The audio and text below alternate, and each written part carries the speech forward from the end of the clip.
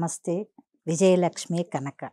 అసలు మిమ్మల్ని ఒక కోచ్‌గా, స్కూల్ డే కేర్ సెంటర్‌గా, తర్వాత మీ ప్రొఫైల్ చూసిన తర్వాత చాలా హై ప్రొఫైల్. ఒక మాటలో ఒక ఎపిసోడ్‌లో జస్ట్ లైక్ దట్ చెప్పగలిగేంత చిన్న ప్రొఫైల్ కాదు మీది. బట్ నాకు మీ నుంచి తెలుసుకోవాలి, మీ నుంచే మా ప్రేక్షకులకు చెప్పాలి అనే ఒక ఆశ. అసలు మీ జర్నీ ఎలా స్టార్ట్ అయింది? మీ గురించి మీరే చెప్తే, మీది చాలా పెద్ద ప్రొఫైల్ ఉంది. మీ గురించి మీరు చెప్పండి. తప్పకుండా. నా పేరు డాక్టర్ విజయలక్ష్మి కనకమ్మ. ఇప్పుడు ప్రస్తుతానికి నేను Kiwis kids pre primary school and day కేర్‌కి ఫౌండర్ అండ్ డైరెక్టర్‌గా ఉన్నాను. అండ్ ఆఫ్ కోర్స్ ఆపరేషన్స్ కూడా చూసుకుంటున్నాను. అది కాకుండా లైక్ యాజ్ మీరన్నట్టుగా నేను ఒక కోచ్‌ని కూడా. అండ్ టీచర్ ట్రైనింగ్స్ కూడా ఇస్తాను నేను. దానికన్నా ముందు నేను బ్యాంక్ ఎంప్లాయీని actually. Yeah! 9+ years. So, banking అనేది టోటల్లీ డిఫరెంట్ సెక్టర్. అసలెందుకు మీరు బ్యాంకింగ్‌లో నుంచి సడెన్‌గా డే కేర్ స్కూల్ రన్ చేసేదానికి what is the reason behind this? There is a very like general reason. ప్రతి ఆడవాళ్ళకి పెళ్ళైన తర్వాత, పిల్లలు పుట్టాక వచ్చేటువంటి సమస్య నాకు వచ్చింది. నాకు సెకండ్ డెలివరీ తర్వాత, పాప పుట్టిన తర్వాత తనకు చూసుకోవడానికి అంటే లైక్ సపోర్ట్ ఎవరు అంటే అందరూ ఆక్యుపైడ్ ఉన్నారు. సో, సపోర్ట్ అనేది నేను పొందలేకపోయాను. సో, అలాంటి టైంలో నేను మేనేజ్ చేశాను కొన్ని రోజులు. డే కేర్‌లో వేద్దాము పాపని అని నేను తిరిగినప్పుడు చాలా డే కేర్స్ తిరిగాను నేను. బ్యాంక్ దగ్గరలో, ఇంటికి దగ్గరలో. కానీ నాకు అంటే ట్రస్టబుల్‌గా. ఇదంతా నేను చెప్పేది 2012 మాట. ఓకే. సో, 2012 అంటే మా పాప 2 ఇయర్స్ పాప. సో, ఆ టైంలో 2 ఇయర్స్ అంటే అంతకన్నా ముందు నుంచే చూస్తున్నాను కానీ నాకు దొరకలేదు. మేనేజ్ చేశాను. 2012 2013 వరకు మేనేజ్ చేశాను. చాలా కష్టమైపోయింది. సో, అది నాకంత ట్రస్ట్ వర్తీ అనిపించలేదు. ఒకటి లాంగ్ అవర్స్ వర్కింగ్ లేదు. బ్యాంక్ అంటే మనకి క్లోజ్ అయినా కూడా అంత టాలీ అయ్యి వర్క్ ఉంటుంది. సో, 7:30, 8 మాక్సిమం అవుతుంది. మంత్ ఎండ్ ఏమైనా టార్గెట్స్ ఉంటాయి. అలా ఉంటాయి కదా! సో, అన్‌ఎక్స్‌పెక్టెడ్‌గా మనం ఎక్స్‌టెండ్ చేయాల్సొస్తుంది. ఎందుకంటే మనము వృత్తికి న్యాయం చేయాలి కదా! వృత్తికి న్యాయం చేయకుండా జస్ట్ ఏదో వెళ్ళిపోతున్నాం అంటే కుదరదక్కడ. అలాంటి టైంలో నేను రిజైన్ చేయవలసొచ్చింది. సో, అక్కడ సీనియర్ బ్యాలెన్స్ మేనేజ్మెంట్ చేసుకోలేక. చాలా నాకు సపోర్ట్ చేశారు నిజానికి. మా cluster branch manager Santosh Kumar Kodali. ఆయన నాకు హాఫ్ డేస్ ఇచ్చారు.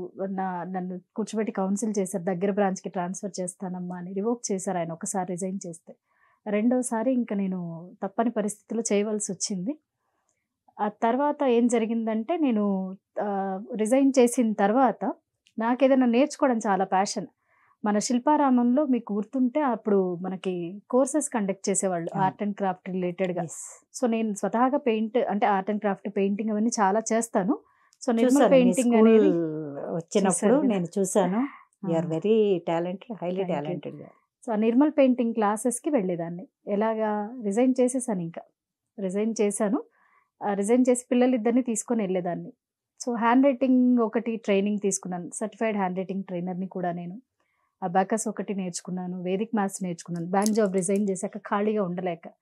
సో, ఈ పెయింటింగ్ క్లాసెస్‌కి వెళ్ళేటప్పుడు అక్కడ నాకు ఒక ఆవిడ పరిచయమయ్యారు. ఆవిడ హ్యాండ్ రైటింగ్ చూసి మేడం చాలా బావుంది అంటే, నేను ఇలా హ్యాండ్ రైటింగ్ ట్రైనింగ్ తీసుకున్నానండి. నేను ట్రైన్ కూడా చేయగలను అని చెప్పినప్పుడు, ఆవిడ ద్వారా నాకు స్టూడెంట్స్ వచ్చారు. సునీత అని మా ఫ్రెండ్ కూడా ఉంది. సో, తన త్రూ వచ్చిన ఐడియా ఏంటి అంటే, ఒక చిన్న ట్యూషన్ సెంటర్ లాంటిది పెట్టడం. దాని తర్వాత నాకు అరే! నేను మా పాపకు ఒక డే కేర్ లేదా స్కూల్ రిలయబుల్‌ది దొరకలేదు. నేనెందుకు స్టార్ట్ చేయకూడదు అన్న ఆలోచన నుంచి నా ప్రాబ్లమ్‌కి సొల్యూషన్‌గా నేను స్టార్ట్ చేసిందే స్కూల్. సో, అలా కివీస్ కిడ్స్‌ని నేను 2016లో స్టార్ట్ చేయడం జరిగింది. అంటే 2015 అనుకోండి. గ్రౌండ్ వర్క్ అదంతా చేసుకోవడం. సో, అలా నేను కివీస్ కిడ్స్‌ని స్టార్ట్ చేశాను. అంటే నా ప్రాబ్లమ్‌కి సొల్యూషన్‌గా నేను స్టార్ట్ చేసింది Kiwis kids. Super. So, bank నుంచి ఆ!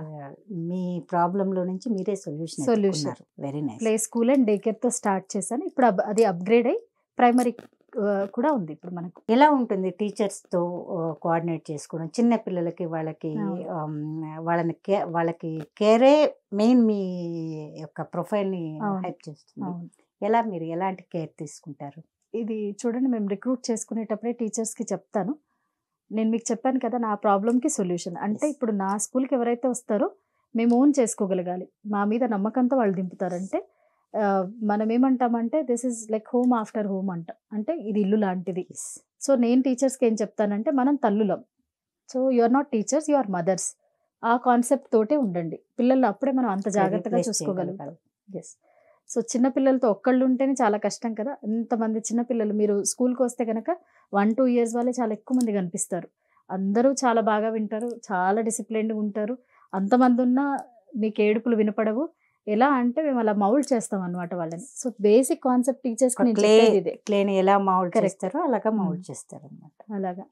సో ఇయర్ బై ఇయర్ నేను నాకు స్వతహాగా నేర్చుకోవడం చాలా ఇష్టం. స్కూల్ స్టార్ట్ చేయడమే కాకుండా స్టార్ట్ చేసే ముందు కూడా నేను వన్ ఆఫ్ ది ఓఏ బ్రాంచ్లో ప్రిన్సిపల్గా చేశాను. సో ఎందుకంటే నాకు క్వాలిఫికేషన్ ఉంది, బిఎడ్ అనే క్వాలిఫికేషన్. కానీ హైదరాబాద్లో ఎడ్యుకేషన్ సిస్టమ్ ఏంటి, సో ఇక్కడ టాప్ స్కూల్ ఏంటి అని దాన్ని బేస్ చేసుకొని నేను ఓఏలో ప్రిన్సిపల్గా చేసి సో ఇన్ డెప్త్ నాలెడ్జ్ కొంత గెయిన్ చేయడం జరిగింది. తర్వాత రకరకాల కరికులమ్స్ చూసి ఫ్రాంచైజీస్ అన్నీ ఎంక్వైరీ చేసిన తర్వాత ఓకే మనము అంటే తప్పని నేను అనను, కానీ నాకు నా సొంతది స్టార్ట్ చేయాలనిపించింది. అలా నా ఓన్ బ్రాండ్తో స్టార్ట్ చేశాను. ఎందుకంటే నాకు ఆ ఫ్రీడమ్ ఉంటుంది, పిల్లలకి ఏది మంచో అది నేను ఆ కరికులంలో ఇన్కల్కేట్ చేసుకోవచ్చు, యాక్టివిటీస్ పెట్టొచ్చు.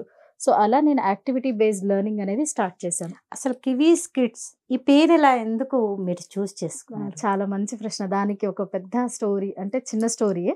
యాక్చువల్లీ ఏంటి అంటే కివీస్ కిడ్స్ అందరూ కివీ ఫ్రూట్ తర్వాత పేరు అనుకుంటారు, కాదు.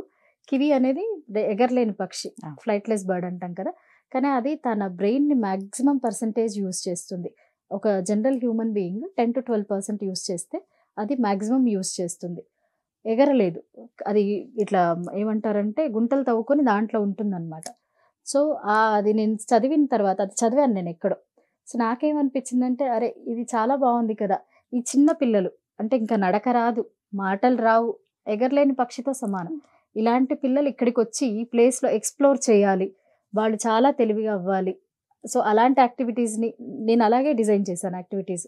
సో ఆ ఉద్దేశంతో ఆ మీనింగ్ తోటి పెట్టిన పేరే అది యాక్చువల్లీ కివీస్ కిడ్స్ అనేటువంటిది.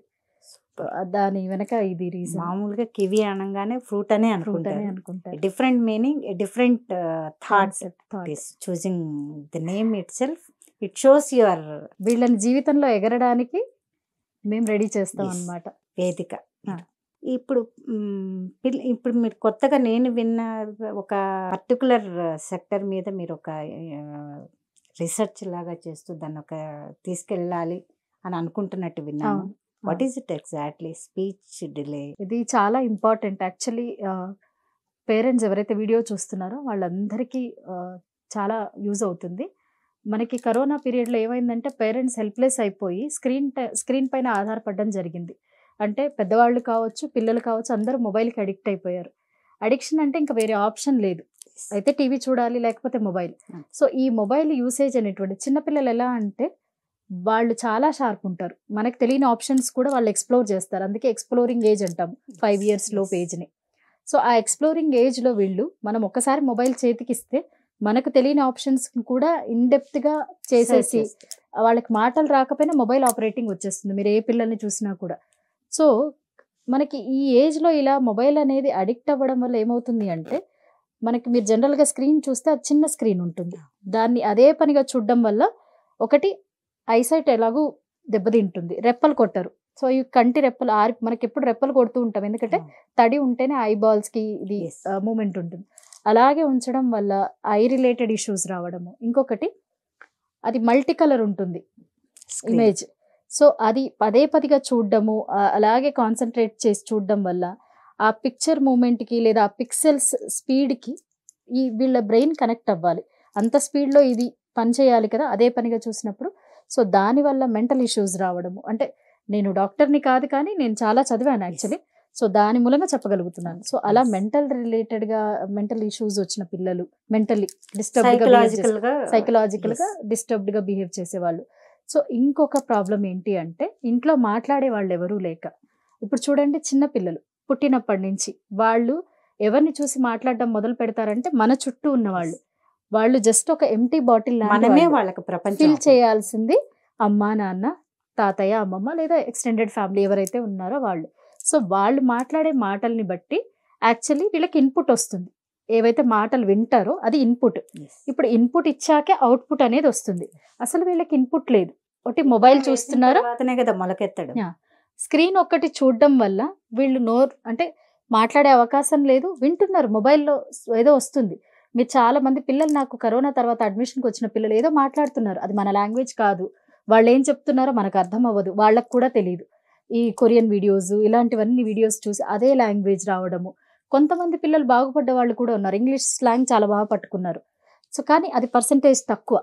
సో ఈ స్క్రీన్ టైం వల్ల మాట్లాడే అవకాశం లేక, సరైన ఇన్పుట్ లేక స్పీచ్ డిలే అనే ప్రాబ్లం చాలా పెద్దగా అయిపోయింది. అంటే లైక్ చైల్డ్కి చెవుడు ఉండదు, అంటే డెఫ్నెస్ ఉండదు, ఇయరింగ్ ప్రాబ్లం ఉండదు, బట్ స్టిల్ మాట్లాడలేరు. అది స్పీచ్ డిలే అంటాం మనం. సో ఆ స్పీచ్ డిలే అనేది కరెక్ట్ ఏజ్లో అడ్రస్ చేయలేదనుకోండి, ఆ ఏజ్ దాటిపోయిన తర్వాత it will be very difficult. So so parents ఇద్దరు వర్కింగ్ అయినప్పుడు ఆబ్వియస్లీ చైల్డ్తో మాట్లాడే వాళ్ళు లేరు. ఇప్పుడు అన్ని చిన్న ఫ్యామిలీస్ అయిపోయినాయి కదా. ఒకప్పుడు జాయింట్ ఫ్యామిలీస్ అయితే మాట్లాడే వాళ్ళు ఎవరో ఒకళ్ళు ఉంటారు. ఇంకా పైగా ఇప్పుడు టీవీలు మొబైల్స్ ఎక్కువ అయ్యేసరికి ప్రతి ఒక్కళ్ళు వాటి మీదే డిపెండ్ అయిపోయి ఆ ప్లెజర్ చూసుకుంటున్నారు. కానీ మనిషితో మనిషి మాట్లాడడం అనేది తగ్గిపోయింది జనరల్గా. ఈ పిల్లలు దాని ప్రభావానికి గురయ్యారనమాట, అంటే నష్టపోయిన పిల్లలు వీళ్ళు. సో ఈ స్పీచ్ డిలే పైన నేను రీసెర్చ్ చేస్తున్నాను. అండ్ యాక్టివిటీస్ వీళ్ళకి ఎలా ఇస్తాం మన స్కూల్లో అంటే, ఆ దేవుడి దయ వల్ల స్పీచ్ డిలే ప్రాబ్లమ్ నేను అడ్రస్ చేయగలుగుతున్నాను. అండ్ సక్సెస్ రేట్ కూడా చాలా హై ఉంది. సో 10 మంది జాయిన్ అయితే 9.5 10 మంది కూడా మాట్లాడగలుగుతున్నారు. అంటే తీసుకునే ముందే నేను సర్టన్ టెస్ట్ చేసి తీసుకుంటాను. ఓకే, సో ఆ ప్రాబ్లమ్ని నేను అడ్రస్ చేస్తున్నాను, దాని మీద నేను వర్క్ చేస్తున్నాను. ఇప్పుడు నార్మల్గా నేను చాలామంది మీ ప్రొఫైల్ చూసిన తర్వాత చాలామందితో ఇంటరాక్ట్ అయిన ఒక జర్నలిస్ట్గా నేను అసలు మీ అనుభవం గురించి, మీరు ఎక్కడ మీ అనుభవం మీ సొసైటీని, మీ ఆలోచనని మార్చింది? దేని గురించి అంటారు? దేని గురించైనా కానీ, ఒక లేడీగా, మీరు ఒక డాటర్గా, తర్వాత ఒక వైఫ్, ఒక తల్లిగా, ఒక టీచర్గా, ఇప్పుడు సొసైటీని ఒక్కొక్క లైఫ్ కోచ్గా ఒక సొసైటీలో ఒక మంచి స్థానం తీసుకున్నారు. నాకు తెలిసి నేను చాలా వీడియోస్ చూశాను, స్పోకెన్ ఇంగ్లీష్ వీడియోస్ కూడా చూశాను. అనుభవంని మించినది ఏం లేదు. మన లైఫ్లో నుంచి మన స్వానుభవం ఏదైతే ఉంటుందో ఇట్ గివ్స్ మోర్ ఇంపాక్ట్. అలాంటి మీ యొక్క అనుభవం ఏంటి?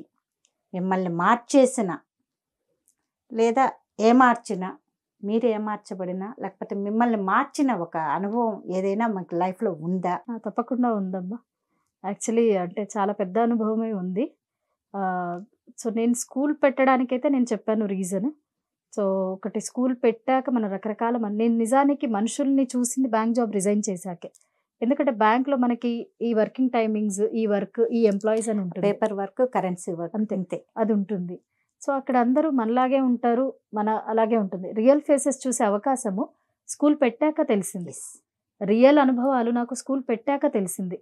సో ఎన్ని రకాలుగా మోసం చేస్తారు, ఎన్ని రకాలుగా మోసపోతాము, అంటే ఒక్కొక్కరి ఆలోచన విధానం ఎలా ఉంటుంది, మనం ఆశ్చర్యపోతాం కొన్ని సందర్భాల్లో, వీళ్ళు ఇలా కూడా చేయగలరా. అలాంటి అనుభవాలు చాలా ఉన్నాయి. డెఫినెట్గా నేను చెప్పడానికి ఇష్టపడతాను. ఇంకొకటి చెప్పాలంటే అమ్మ, నేను ఎప్పుడు ఆడవాళ్ళకి చెప్పేది ఏంటంటే, ఆడవాళ్ళని కాదు మనందరం మనుషులం. ఇప్పుడు ఎగ్జాంపుల్కి చెప్తాను, కరోనాకి ముందు మనకి ఇన్ని సర్వైవల్ స్కిల్స్ లేవు. కరోనా ఒక గుణపాఠం నేర్పించింది. సర్వైవల్ స్కిల్స్ అంటే ఇప్పుడు నీళ్ళలో పడేస్తే ఈత రాని వాడు కూడా ఈత ఎలా నేర్చుకుంటాడో, మనిషి స్వభావమే అది. ఎందుకంటే మనము సర్వైవ్ అవ్వడానికే ట్రై చేస్తాము. మన మెంటల్ మన ఎబిలిటీ ఏం చేస్తుందంటే, మనకి ఏదైనా ప్రాబ్లం వచ్చినప్పుడు అది అడ్డుకోవటానికో, లేకపోతే మనల్ని ప్రిపేర్ చేస్తుంది. మనం అంటాం కదా, డూ ఆర్ డై సిచ్యువేషన్ వస్తుంది అలా. సో ఫైట్ ఆర్ ఫ్లైట్ ఇలా, అలాంటి చాలా సందర్భాలు ఎదుర్కొన్న తర్వాత మీరు ఇవాళ చూస్తున్న విజయలక్ష్మి. ఎందుకంటే ఇది ఒకనాటి విజయలక్ష్మి కాదు. కొన్నేళ్ల క్రితం నేను బ్యాంక్లో జాబ్ చేసినప్పుడు నేను చాలా ఎంతూజియాస్టిక్గా ఉంటాను, జోవియల్గా ఉన్నాను. కానీ కొన్ని నాకు ఇంపార్టెంట్ లెసన్స్ అనేవి రియల్ పీపుల్ని ఫేస్ చేసినప్పుడే నేను నేర్చుకోగలిగాను అనమాట. సో యాక్చువల్లీ ఇప్పుడు స్కూల్ పెట్టడానికి కూడా ఏంటంటే, ఒకరి కష్టం తీసేయడం అనేది మనం చాలా గొప్ప పని. దేవుడు నాకు అవకాశం ఇచ్చాడు. సో ఎందుకో తెలియదు, ఆయన ఈ దారిలో నడవమన్నాడు, నేను నడుస్తున్నాను. సో నేను క్వాలిఫైడ్ కూడా. నేను అలాగే ఊరికే స్కూల్ పెట్టలేదు డబ్బులు ఎక్కువై. నిజంగానే ఒక ప్రాబ్లమ్ని అడ్రస్ చేద్దాము, క్వాలిటీ ఎడ్యుకేషన్ ఇవ్వాలి, మీరు కివీస్ కిడ్స్కి వచ్చినట్లయితే చాలా తక్కువ ఫీజు తోటి ఎస్ చాలా క్వాలిటీ ఎడ్యుకేషన్ ఇస్తాము. Maximum activity based learning fees అన్నారు కాబట్టి సారీ టు ఇంటరప్ట్ యూ. ఇప్పుడు లక్షలు పోసి విద్యను కొనుక్కోవడమే ఒకటి, మనం అనుభవించిన కష్టాలు మన పిల్లలు అనుభవించకూడదు అని ఒక ఏదైతే ఉంటామో, ఈ రెండింటిని అడ్రస్ చేయడంలో చాలా విద్య అనేది అప్స్ అండ్ డౌన్స్లో వెళ్తోంది అనేది my feeling. What do you say about this? డెఫినెట్గా అమ్మా, నేను ఇది చాలా మంచి వ్యాలిడ్ క్వశ్చన్ యాక్చువల్లీ. ఇప్పుడు ఎలా అయిపోయిందంటే ఎంత ఎక్కువ ఫీజు ఉంటే అది చాలా మంచి స్కూల్ అన్న ఆలోచనకు వచ్చేస్తున్నారు పేరెంట్స్. అది తప్పు. మనం మన చైల్డ్కి ఒక స్కూల్ సెలెక్ట్ చేస్తున్నాము అంటే తన లెర్నింగ్ యాక్టివిటీస్ ఏముంటాయి, తనే ఏం నేర్చుకోగలుగుతాడు, ఇంకా ఆల్రెడీ నేర్చుకున్న వాళ్ళు ఎవరన్నా ఉన్నారా, ఇది మనం ప్రధానంగా గమనించాల్సింది. ఎందుకు అంటే ఫలానా పేరున్న స్కూల్లో వాళ్ళ అబ్బాయి చదువుతున్నాడు కాబట్టి నేను వేయాలి, ఆ పోటీతత్వము అది ఎక్కువైపోయింది. కానీ చైల్డ్ గురించి ఆలోచించట్లేదు. ఎందుకు ఆలోచించాలి అంటే డబ్బు మనం తిరిగి సంపాదించుకోగలము, కానీ ఈ 1 to 5 years లోపు ఈ 1 to 5 years లోపు నేను చెప్పిన మాట కాదు, ఇది సైంటిఫికలీ ప్రూవెన్ థింగ్ ఏంటంటే 80% బ్రెయిన్ గ్రోత్ అయిపోతుంది. ఆ బ్రెయిన్ గ్రోత్ అయ్యే సమయంలో కరెక్ట్ ఇన్పుట్ రాలేదనుకోండి చైల్డ్కి, that will impact the entire life. Foundation years ఎవరికైతే స్ట్రాంగ్గా ఉంటాయో ఏ చైల్డ్కి, లైక్ చదువు పైన ఫోబియా లేకుండా తన పనులు తను చేసుకోగలిగి అండ్ ఆ ఇంట్రెస్ట్ అనేది క్రియేట్ చేసే ఏజ్ ఈ ఏజ్. సో అందుకనే ప్లేవే మెథడ్లో చెప్తాము, యాక్టివిటీస్ తోటి చెప్తాము. అంటే ఇది చాలా ఈజీ అన్న ఇది క్రియేట్ చేస్తాం అనమాట. And at the same time వాళ్ళ హ్యాపీనెస్ని కూడా మేము కేర్ చేస్తాము. సో ఈ ప్రతి పేరెంట్ ఆలోచించాల్సింది ఏంటంటే, మీరు 2 లక్షలు 4 లక్షలు 10 లక్షలు పెట్టి ఒక చోట చేర్చారు, ఈ ఇయర్స్ బాగాలేదు మీ అనుభవం, నెక్స్ట్ ఇయర్ మారుస్తారు, కానీ ఆ వేస్ట్ అయిన ఇయర్ ఎవరిది? చైల్డ్ది. మీరు అది తిరిగి తీసుకురాలేరు. కాబట్టి ఫీజు పరంగా కాకుండా నిజంగానే ఉన్న పేరెంట్ అనుభవాన్ని తెలుసుకోండి. పిల్లలకి ఏం వస్తుంది, చైల్డ్ పరంగా ఆలోచించండి, వాళ్ళకి ఏం యాక్టివిటీస్ వస్తాయి. ఎందుకంటే రేపు పొద్దున వాళ్ళు ఒక ఇండిపెండెంట్ ఇండివిజువల్ లాగా లైఫ్ లీడ్ చేయాలి. మనం ఎల్లకాలం మన పిల్లలతోటి ఉండలేం కదా. ఇంకొకటి ఏంటి అంటే, ఇలా లక్షలు ఫీజులు కడుతూ వీళ్ళు కష్టపడ్డదంతా ఫీజులకే పోతూ అంటే వీళ్ళకి మనశ్శాంతి లేదు. అట్ ద సేమ్ టైం చైల్డ్కి లెర్నింగ్ అంటే, నేను అన్ని స్కూల్స్ని అనట్లేదు, నేను దయచేసి గమనించాలి, నేను అందరినీ నిందించడం లేదు, చాలా గొప్పగా చదువుకున్న పిల్లలు కూడా ఉండొచ్చు అంత ఫీజులలో. నేను అనేది ఏంటంటే ప్రతి రూపాయి కష్టపడి కట్టేది. సో దానికి మనకి ఏమొస్తుంది అనేది ఆలోచించండి. అండ్ నిజంగానే ఎడ్యుకేషన్ ఇచ్చేటువంటి స్కూళ్ళని ఎంకరేజ్ చేయండి. ఫీజు తక్కువ ఉన్నంత మాత్రాన ఇది చిన్న స్కూల్ అయిపోదు. అందులో లెర్నింగ్ అవుట్కమ్ ఏంటి అనేది తెలుసుకోండి, అసలు వాళ్ళ ప్రొసీజర్ ఏంటి అది ఇన్డెప్త్గా అర్థం చేసుకోండి. ఫీజు ఒక్కదాన్ని దృష్టిలో పెట్టుకొని వెళ్ళొద్దు. ఇది ఎక్కువ ఫీజు అన్న కార్పొరేట్ విద్యా విధానంలో ఇది చాలా పాయింట్ టు బి నోటెడ్. కానీ ఇప్పుడు అందరూ అదే దారిలో వెళ్తున్నారు కదా. అదేమ్మా. సో అందుకని ఇంకా దయచేసి ఒక నిమిషం ఆగి ఆలోచించాలి పేరెంట్ ఎవరైనా సరే. ఇంకొకటి, ఇది హై ఫీజు గురించి ఇంకొక రకం పేరెంట్స్ కూడా ఉన్నారు, అది నేను మీకు చెప్తాను. ఫీజు తక్కువ పెట్టినా దాన్ని ఇంకా బార్గెన్ చేసి ఇంకా తగ్గుతుందేమో అంటే దాని వాల్యూని అర్థం చేసుకోకుండా, మిడిల్ క్లాస్ మెంటాలిటీ, అంటే పే చేయగలిగిన స్థాయి ఉండి కూడా వీళ్ళు రీజనబుల్గా పెట్టారు అనే ఆలోచన లేకుండా దాన్ని ఇంకా బార్గెన్ చేసే వాళ్ళు కూడా ఉన్నారు. అది నేను తప్పని అనట్లేదు. ఆ 2 lakhs అన్న దగ్గర బార్గెనింగ్ అన్న క్వశ్చన్ రాదు, వాళ్ళు చేయనివ్వరు, వీళ్ళు చేయరు. అంతే కదా. ఇప్పుడు సూపర్ మార్కెట్కి వెళ్తే దాని మీద ఏదైతే ఉంటుందో అది మనం ఆల్రెడీ పే చేస్తాము, వచ్చేస్తాము. అదే రోడ్డు మీద బండ్ల మీద పెట్టుకుంటే వాళ్ళ దగ్గర మనం మళ్ళీ బార్గెన్ 10కో 15కో బేరం చేస్తాము. ఇదే దయచేసి, ఎందుకంటే చాలా కష్టపడి స్కూల్స్ పెడతారు, కాలేజెస్ పెడతారు. చాలా మందిని మీరు చదివి ఉండొచ్చు న్యూస్లో, సూసైడ్ చేసుకున్న వాళ్ళు రన్ చేయలేక. ఎందుకంటే ఈ స్టాండ్ అలోన్ స్కూల్స్ అన్నీ ఒక మంచి మోటివ్తో పెడతారు. సక్సెస్ అయిన వాళ్ళు ఉన్నారు, ఫెయిల్ అయిన వాళ్ళు. సక్సెస్ అనేది ఎలా మనము ఎవాల్యుయేట్ చేయాలి లేదా గాస్ చేయాలి అంటే, పిల్లలు ఏం నేర్చుకుంటున్నారు, లెర్నింగ్ అవుట్కమ్ ఏంటి, దాన్ని బేస్ చేసుకొని చేయండి. నా చిన్న అడ్వైస్. ఇప్పుడు అన్ని ఖర్చులు భరించి at the same time quality education ఇవ్వాలంటే అది స్కూల్కి ఖర్చే కదా. సో పేరెంట్స్ ఒకసారి ఆగి ఆలోచించగలగాలి. మనము తీసుకొని ఆలోచిస్తే మనం అసలు పెట్టేటువంటి ఈ అమౌంట్ ఏదైతే ఉందో ప్రాపర్గా అవుతుందా, మన చైల్డ్కి ఒక ప్రాపర్ ఇన్వెస్ట్మెంట్ అయినా. నేను ఇన్వెస్ట్మెంట్ అని కూడా అనను, మనం చైల్డ్కి ఏదైతే పెడుతున్నామో ఫీజు పరంగా కానీ రెస్పాన్సిబిలిటీ, సో అది కరెక్ట్గా యూటిలైజ్ అవ్వాలి. మనం ఒక వస్తువు కొంటున్నాము, అది మనకు యూజ్ అయితేనే కదా దానివల్ల ప్రయోజనం. సో అది ఆగి ఆలోచించి ఇన్డెప్త్గా అర్థం చేసుకోండి. జస్ట్ ఉట్టి నేమ్ కోసమో లేకపోతే ఎవరో ఉన్నారు, తెలిసిన వాళ్ళ పిల్లలు ఉన్నారు, అలా వెళ్ళిపోకండి. ఎందుకంటే వాళ్ళ జీవితం వేరే, ఆ పిల్లల జీవితం వేరే, ఈ పిల్లల జీవితం వేరే. సో ఒక్కొక్కరికి ఒక్కొక్కటి సూట్ అవుతుంది. అసలు యాక్టివిటీస్ ఏమున్నాయి, ఎలా కేర్ తీసుకుంటున్నారు, ఇదంతా అబ్జర్వ్ చేస్తే బాగుంటుంది. మీ పర్సనల్ ఎక్స్పీరియన్స్ యాజ్ ఎ ఉమెన్గా మీరు ఎలాంటి ఇంత పెద్ద సిచ్యుయేషన్లో, టఫ్ సిచ్యుయేషన్లో, corona, before corona, after corona మన ప్రపంచాన్ని చూస్తున్నాము. ఇలాంటి చూస్తున్నప్పుడు ఇద్దరు పిల్లల తల్లి మీరు, మీ హస్బెండ్ మంచి పొజిషన్లో ఉన్నారు. ఇలాంటి సిచ్యుయేషన్లో నుంచి ఒకసారి స్కూల్ స్టార్ట్ చేశారు. స్కూల్ స్టార్ట్ చేసినప్పటి నుంచి అప్పటి వరకు మీరు మాత్రమే పరిగెడుతున్నారు. అప్పటి నుంచి మీ స్కూల్లో ఒక స్టూడెంట్స్ దగ్గర నుంచి మీ ఎంప్లాయీస్ దగ్గర నుంచి అక్కడి నుంచి పేరెంట్స్ వరకు మొత్తాన్ని మీతో పాటు పరిగెత్తించాలి. మీతో పాటు నడవగలగాలి, మీతో పాటు వాళ్ళు ఒక స్టాండ్ తీసుకోగలగాలి. ఎలా కోఆర్డినేట్ చేస్తున్నారు? ఏం లేదమ్మా, సింపుల్. నేనైతే వాల్యూస్, విజన్స్ తోటి ముందుకెళ్తున్నాను, వాళ్ళకి అర్థమయ్యేటట్టు చేశాను. అండ్ నిజంగా నేను ఈ అవకాశాన్ని మా పేరెంట్స్కి, తర్వాత మా టీచర్స్కి కృతజ్ఞతలు చెప్పడానికి వినియోగించుకుంటాను ఖచ్చితంగా. ఎవరైతే మంచి పని చేశారో ఆ కాన్సెప్ట్ అర్థమైన వాళ్ళే నా దగ్గర ఉన్నారు. అండ్ వాళ్ళు చాలా సాటిస్ఫైడ్ ఉన్నారు. నిజంగా వాళ్ళ సంతోషమే నాకు కావాల్సింది. అండ్ మీరు అన్నారు చూసారా, ఒక వేరే డొమైన్ నుంచి ఈ డొమైన్లోకి వచ్చి పరిగెత్తాను. నిజంగానే పరిగెత్తుతున్నాను నేను. ఎలా అంటే అమ్మా, మనం ఇప్పుడు ఒకటి చెయ్యాలి అంటే జనరల్గా ఎవరికి సపోర్ట్ దొరకదు. బట్ నా అదృష్టం ఏంటంటే పిల్లలు, మా హస్బెండ్, అన్ని రకాలుగా నాకు సపోర్ట్ దొరికింది పేరెంట్స్ దగ్గర నుంచి. Yes, I'm blessed. మేబీ నా విధానాలు, నా ఆలోచనలు వాళ్ళకి నచ్చాయి. అది నేను కరెక్ట్గా వాళ్ళకి అర్థమయ్యేటట్టు చెప్పగలిగానేమో. మేబీ అంటే మొదట్లో ఎవరు నమ్మలేదు, తర్వాత లైక్ నేను పట్టు వదలకుండా అలాగే కంటిన్యూ చేయడం అనేది. సరే, ఒక థింకింగ్, ఒక థాట్ అనేది మొదట వ్యతిరేకించబడుతుంది, తర్వాత జస్ట్ వింటారు, ఆ తర్వాత ఆచరణీయం అవుతుంది. సో ఇప్పుడు ఆచరణీయం అయింది అది. సో దానికి చాలా సంతోషం. యాక్చువల్లీ అంటే ఎవరైతే ఏదైనా చెయ్యాలి అనుకుంటున్నారు కదా ఆడవాళ్ళు, వాళ్ళకి హెల్ప్ చేయాలన్న ఉద్దేశంతో నేను కోచ్ కూడా అయ్యాను.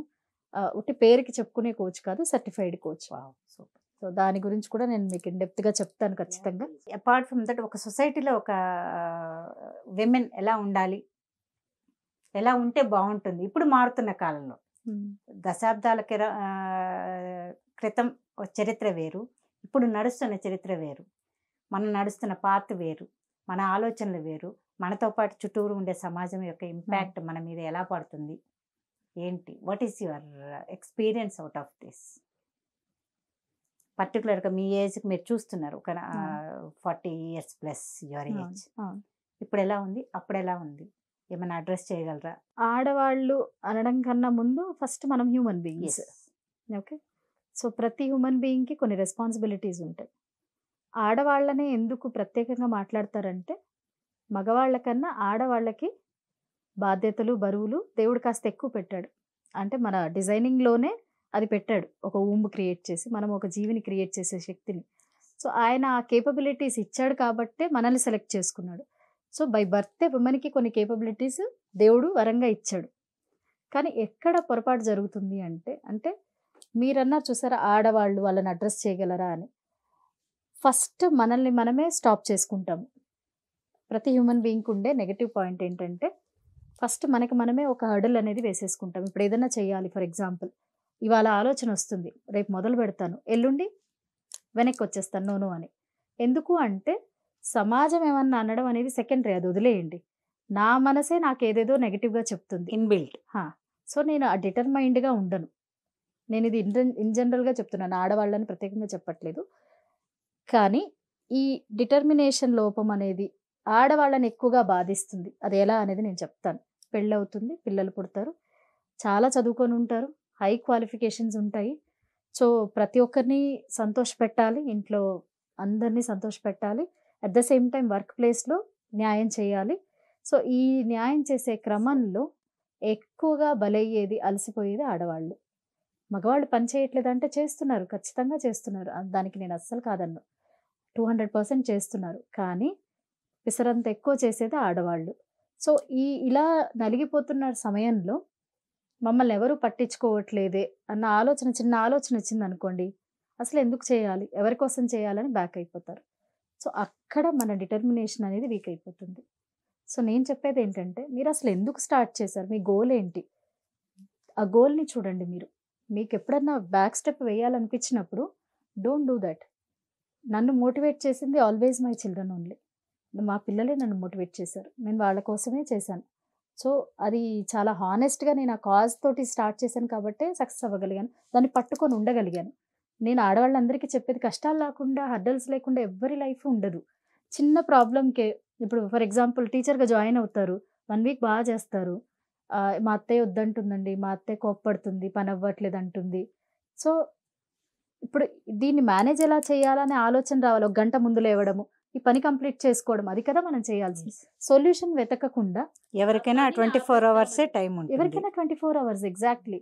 సో, కొంతమంది మాత్రమే ఎందుకు సక్సెస్ అవుతున్నారంటే వాళ్ళ డిటర్మినేషన్, వాళ్ళ గోల్, వాళ్ళు చాలా ఫోకస్డ్‌గా ఉన్నారు.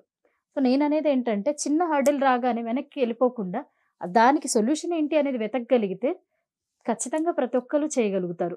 ఎందుకంటే నేనేం ప్రత్యేకం కాదు కదా! నాకు ఇద్దరు పిల్లలు, ఇద్దరు పిల్లల బాధ్యత. నిజానికి చెప్పాలంటే కొన్నేళ్ల క్రితం వరకు నాకు పని మనిషి కూడా లేదు. సో, అన్నీ చేసుకొని ఇంకా చెప్పాలంటే నేను ఫుడ్ గురించి చాలా కేర్ తీసుకుంటాను. మా పిల్లలకి హెల్తీ ఫుడ్. సేమ్ కాన్సెప్ట్ స్కూల్‌లో పెట్టాను. జీరో ప్లాస్టిక్, జంక్ ఫుడ్ అస్సలు స్ట్రిక్ట్‌గా అలో చేయము. ఇది ఇప్పుడు కరోనా తర్వాత వచ్చింది కాదు. ఓహ్! నేను గత 9 సంవత్సరాలుగా ఫాలో అవుతున్న సిస్టమ్. సూపర్. బ్రెడ్ జామ్ అసలు అలో చేయము. ఈ సంవత్సరం నుంచి కేక్ కటింగ్ కూడా తీసేసాను స్కూల్‌లో. సో, వాళ్ళ హెల్తీగా పెరగాలి పిల్లలనేవాళ్ళు. మనం ఏదైనా ఇవ్వగలము అంటే ఆరోగ్యాన్ని మాత్రమే ఇవ్వగలం. మనం ఇచ్చిన డబ్బు ఉండదు. సో, వాళ్ళకి చదువు ఇవ్వాలి, ఆరోగ్యాన్ని విద్య, ఇవ్వాలి. ఆరోగ్యం. విద్య, ఆరోగ్యం ఈ 2 ఇస్తే చాలు వాళ్ళు ముందుకెళ్ళిపోతారు. సో, అది నేను చాలా బలంగా నమ్ముతాను యాక్చువల్లీ. ఆడవాళ్ళకి చెప్పేది కూడా అదే. ఏదైనా పర్వాలేదు. అది చిన్నదో, పెద్దదో ఒకటి స్టార్ట్ చేశారంటే అసలు ఎందుకు స్టార్ట్ చేశారనే క్లారిటీ మీకుండాలి. స్టార్ట్ చేయకన్నా ముందే కూర్చొని గ్రౌండ్ వర్క్ చేయండి. నేను చేయగలనా? పాసిబిలిటీస్ ఏంటి? హర్డిల్స్ వస్తాయి ఖచ్చితంగా. నెగెటివ్స్ కూడా రాసుకోండి. ఇవి వచ్చినప్పుడు ఎలా మెరిట్స్, ఫేస్ చేయగల demerits. Merits right. So, demerits వచ్చినప్పుడు నేనేం చేయగలగాలి? ఆలోచన ఉండాలి మనకి. ఎందుకంటే దాహం వేసినప్పుడు మనం బావి తవ్వుకుంటూ కూర్చోలేం కదా! సో, అలా చెప్తున్నాను. ముందే నీళ్ళు దగ్గర ఆలోచించుకోగలం. పెట్టుకొనే కూర్చోవాలంటారు. అలాగా. సో, అప్పుడు మనం ఫోకస్డ్‌గా ఉంటాం. మనకొక వాల్యూ ఉంటుంది. నిజానికి ఇలా ఒకటి స్టార్ట్ చేసి, వెనకడుగేసి ఒక రకంగా భర్తల దగ్గర వీళ్ళు నమ్మకాన్ని కోల్పోతారు. అంటే ఈమెకేమీ చేత కాదులే, అసలు తనకేమీ రాదు. ఎంత టాలెంటెడ్ అయినా భర్తకి ఏదో ఒక సమయంలో భర్తకి, ఇంట్లో వాళ్ళకి, అత్తమామలకి కానీ ఆహ్, తనకేమీ రాదులే, ఏదో మొదలు పెడుతుంది, ఆపేస్తుంది అన్న ఒక చులకన భావం వస్తుంది. తనెంత టాలెంటెడ్ అయినా. అదే నువ్వు పట్టు వదలకుండా ఈ మాటలన్నీ వదిలేసి ఒక డెఫ్ ఫ్రాగ్ లాగా ఒక స్టోరీ ఉంది. సో, ఆ స్టోరీ ఏంటంటేమా, ఒకసారి మనకి ఫ్రాగ్స్ ఉంటాయి కదా! కప్పలు. ఇది చాలా రకాలుగా డిఫరెంట్‌గా వచ్చింది. కానీ నేను చదివింది చాలా ఏళ్ల క్రితం. సో, టాడ్‌పోల్స్ అంటాం కదా! Yes. సో, అవన్నీ ఇట్లా పాకేటువంటి అంటే క్రమం. ఈదుతాయి మామూలుగా. కాబట్టి కాళ్ళొచ్చిన తర్వాత ఒక చిన్న స్టోరీ, ఇది క్రియేట్ చేయబడ్డ స్టోరీ, కల్పితమే. Yes. సో, వాటికి ఒక రేస్ జరిగిందట. ఒక గోడనెక్కే రేస్. సో, కొంత దూరం వస్తున్నాయి, పడిపోతున్నాయి. కొంత దూరం వస్తున్నాయి, పడిపోతున్నాయి. అలా పైన ఏదైతే గుంటలోంచి ఇవి రావాలో ఆ గుంట చుట్టూ కొన్ని కప్పలు ఆడియన్స్ లాగా ఉన్నాయి. సో, ఇవన్నీ ఎక్కేటప్పుడు అవన్నీ డిస్కరేజ్ చేస్తున్నాయి. మీరు ఎక్కలేరు, ఇప్పుడే రాకండి, ఇప్పుడు ఎక్కలేరు, మీరు అక్కడే ఉండండి, ఇప్పుడే కాళ్ళొచ్చాయి, వద్దు, రావద్దు అన్నట్టుగా డిస్కరేజ్ చేస్తున్నాయి. సో, కొంతమంది లైక్ అంటే రకరకాల కప్పలు. ఆడియన్స్ ఉంటారు కదా! Yes. సో, అలా కేకలు, వీలలు అలా కల్పితం ఇది. మళ్ళీ చెప్తున్నాను. కప్పలు అరుస్తాయా? కప్పలు వీలలేస్తాయా అంటే లేదు, సమాధానం కప్పలకు లేదు. ఒక సౌండ్ ఉంది. సౌండ్ బెక ఉంది బెక అని ఒక వాటికి. సౌండ్ ఉంది అదే. కదా! అంటే ప్రేక్షకులు వేరే రకంగా తీసుకోవద్దని. ఏమనుకోరు. సో, అలా అవి ఎక్కుతున్న క్రమంలో అన్నీ పడిపోతున్నాయి. కానీ ఒక కప్ప మాత్రం చివరిదాకా వచ్చి పైకొచ్చింది. సో, తీరా దాని దగ్గరికి వెళ్లి అందరూ అప్రిషియేట్ చేస్తుంటే ఆ! అప్పుడు తెలిసింది ఏంటరా అంటే దానికి చెవు వినపడదు. Yes. డెఫ్ ఫ్రాగ్ అన్నమాట. సో, అది వీళ్ళందరూ అరుపులు అది చూసి ఎంకరేజ్ చేస్తున్నారనుకోని ఎక్కేసిందన్నమాట. సో, మనం ఒక జీవితంలో కొంచెం ముందుకెళ్ళేటప్పుడు ఏదైనా సరే తీసేయడం అని. అంటే Yes. దానికి రెస్పాండ్ అవ్వకుండా మనం ఏం చేయాలనుకుంటున్నామో దాని మీద ఫోకస్ పెట్టాలి. So, sometimes being deaf also is like boon what I say. అంటే నిజంగా డెఫ్ కాదు. మనం ఆ డెఫ్ ఇయర్ ఇచ్చేయాలన్నమాట. వినకూడదు, పట్టించుకోకూడదు. మనం ఫోకస్డ్‌గా ఉండాలి. ప్రతి కథలోనూ, ప్రతి అనుభవంలోనూ ఒక అనుభవంలో. పాఠం ఉంటుంది. ఒకటి రైట్. మనం ఎంతవరకు తీసేయాలి, మన పాతలో ఎన్ని ముళ్ళు వస్తూనే ఉంటాయి. అవును. తీసేసుకుంటూ వెళ్ళిపోవడమే. ఎక్కడ తీసి పక్కన పడేసేసి మిగిలిన వాళ్ళకి లేకుండా అవును. చూడకుండా ఉండడము అనేది Right. Identification something. సో, అలా ఆ డెఫ్ ఇయర్ ఏసేసి మీరు అనుకున్నది సాధించండి. మీరు అది సాధించిన రోజు మిమ్మల్ని అవమానించిన వాళ్ళే మిమ్మల్ని అప్రిషియేట్ చేస్తారు. తప్పకుండా ఇప్పుడు అప్రిషియేట్ చేస్తారు. విజయలక్ష్మి ఇప్పుడు మీరు అలా వదిలేసేయండి అని అంటారు. Is it so easy in no practical? No no it's not so easy అమ్మా. It is very very difficult. నేను చెప్తున్నాను కదా, it's very difficult. It will haunt you. మనకి నిద్రలో మెలకువలో హాంట్ చేస్తాయి కొన్ని. కానీ మనం వాటిని అధిగమించేంత స్ట్రాంగ్గా బిల్డ్ అవ్వాలి ఖచ్చితంగా. ఎందుకంటే మన బాధ్యత, మన మన మీద ఉన్న బాధ్యత వేరే యాక్చువల్లీ. సో ఆ బాధ్యతను ఎప్పుడైతే రియలైజ్ అవుతామో, ఫర్ ఎగ్జాంపుల్ నేను నా పిల్లల కోసం స్టార్ట్ చేశాను అంటున్నాను. నేను ఇంకా ఎంతమంది ఎన్ని వేల మందికి గుడ్ ఎడ్యుకేషన్ అనేది ఇంకా స్ప్రెడ్ చేయాలి. ఆ బాధ్యత నా మీద ఉంది. సో మా స్కూల్ పిల్లల్ని కూడా నేను మా పిల్లలు అంటాననమాట. అందులో వ్యత్యాసం ఏమి ఉండదు. సో నాకు ఆ బాధ్యత గుర్తొస్తుంది ప్రతిసారి. నేనెవరో ఏదో అన్నారు ఇవాళ ఈ నష్టం జరిగింది, లేకపోతే ఇవాళ ఇది జరిగింది అని నేను ఇవాళ మానేస్తే, నేను 9 ఏళ్ళు పడ్డ కష్టం మీద నీళ్లు చల్లినట్టే కదా! సో అర్థం లేదు. నేనిప్పుడు సముద్రంలో ఈదుతున్నానమ్మా. హాఫ్ ఎళ్ళిపోయాను నేను. అయితే ముందుకే ఎళ్ళాలి కానీ చావో రేవో. అంతే. వెనక్కి రాను. అంత స్ట్రాంగ్‌గా ఉండాలి. ఏదైనా సరే సాధిద్దాం.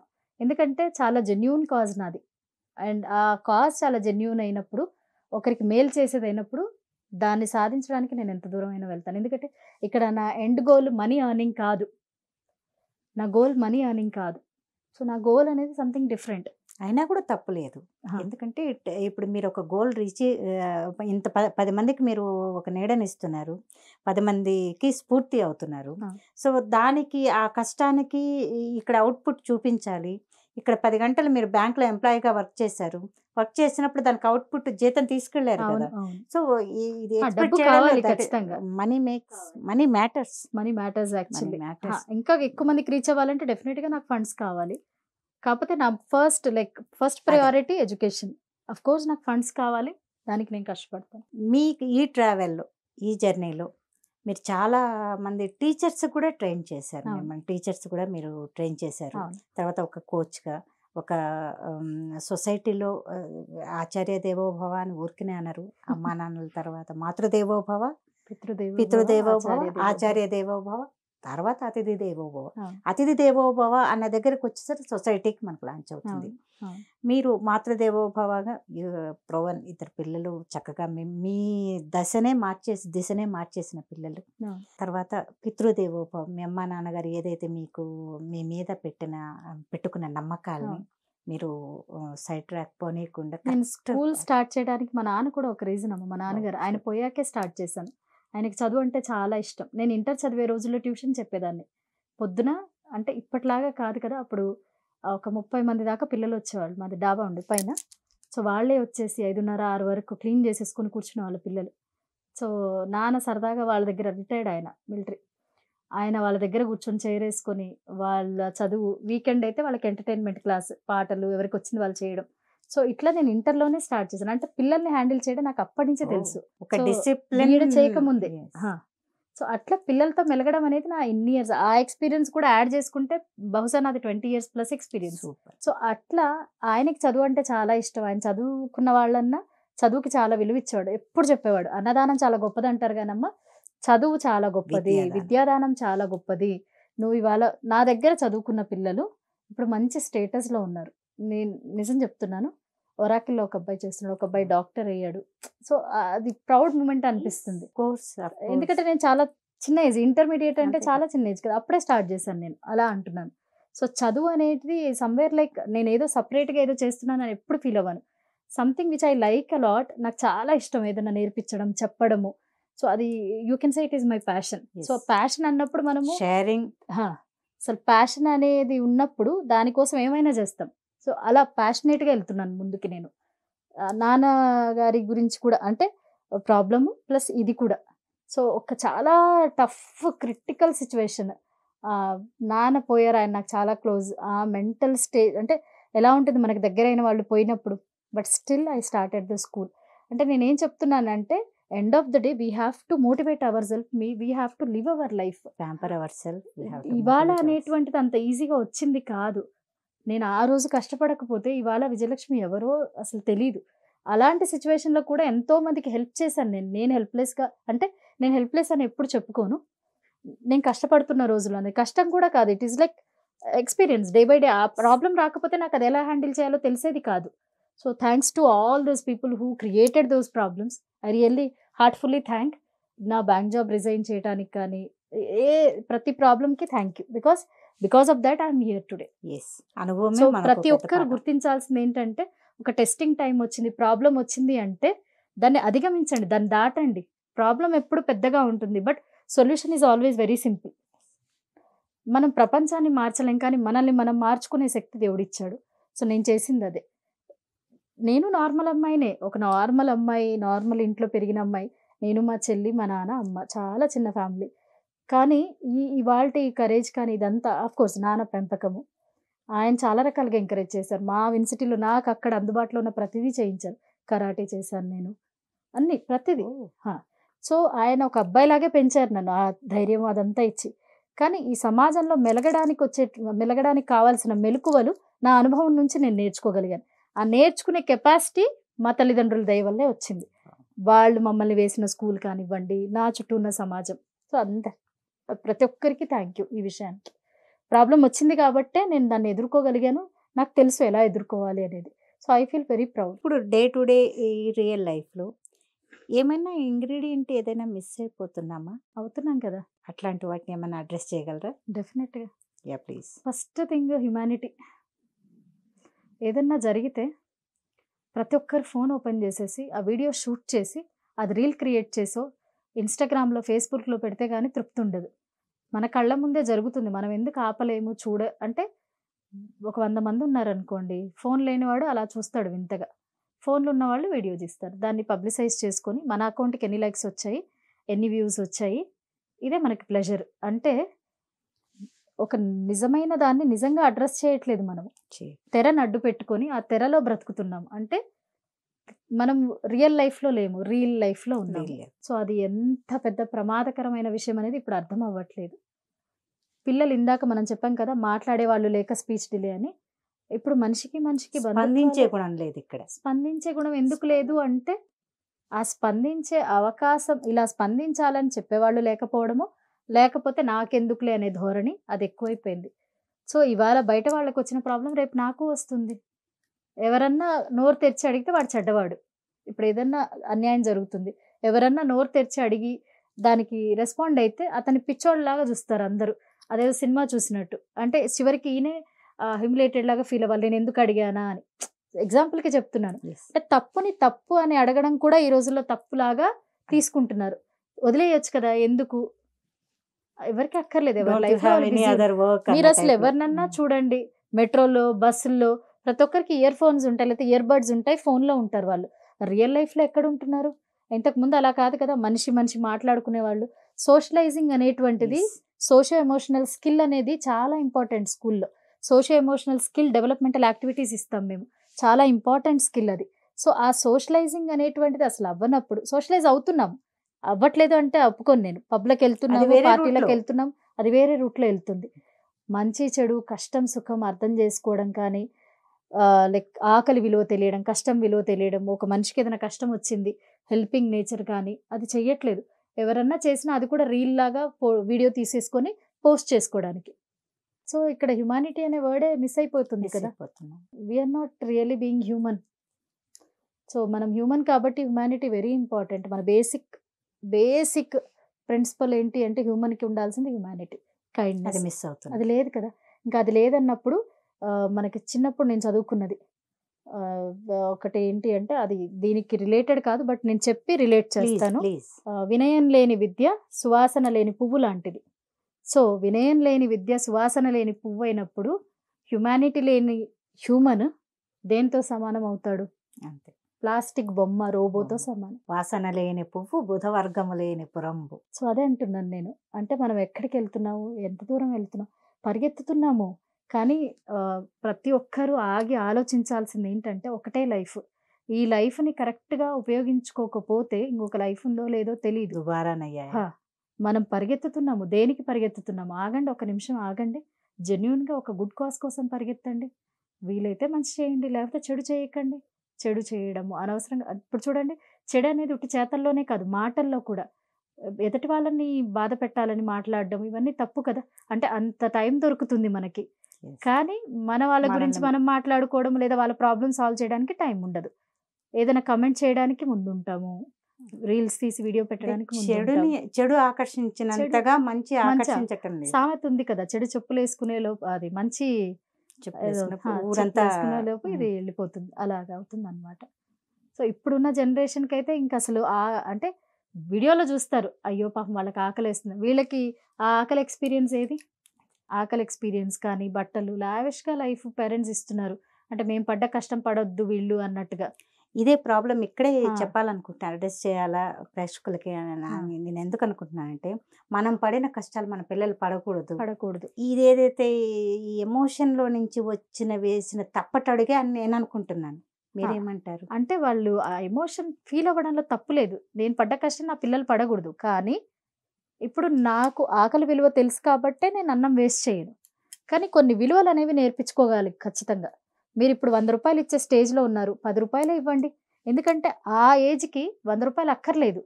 సో ఇప్పుడు అనవసరమైనవి, ఇప్పుడు మనకి వాల్యూ తెలియని వాళ్ళకి, ఇప్పుడు నాకు గోల్డ్ వాల్యూ తెలీదు, మీరు నాకు గోల్డ్ రింగ్ ఇచ్చారు, మీరు నాకు గోల్డ్ రింగ్ ఇచ్చినా ఆర్టిఫిషియల్ ఏదైనా ఇచ్చినా కూడా రెండు ఒకటే నా దృష్టిలో.